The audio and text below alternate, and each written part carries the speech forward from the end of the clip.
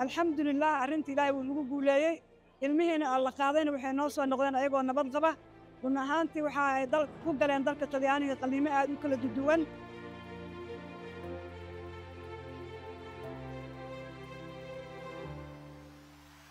فرحت aad u weyn ayay noo tahay ilmihii aan soco karin oo neeftu ku dhaganeed oo maanta qoslaya oo faraxsan inay nala joogaan oo aan maanta garbeena ay taagan yihiin aad iyo aad ayaan ugu faraxsannahay waa mahad ilaahay maanta waxaa inoo suurta gashay caruurtii Talyaaniga ah wadnaha laga soo qolay inay maanta Muqdisho nala joogaan. And I wanted to personally thank the medical equipe of Professor Marianeschi for the successful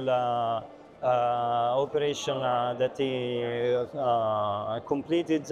in providing care to the children, and also Ormud Foundation. waxbana lagama hadranin maanta shalay saahay maanta saahay farxadeeda laba ay kala tahay marka ilaahay kasoo waxaan u mahadcelinayaa walaashay aadna macaan Abdiraxmaan iyo Hormuud Foundation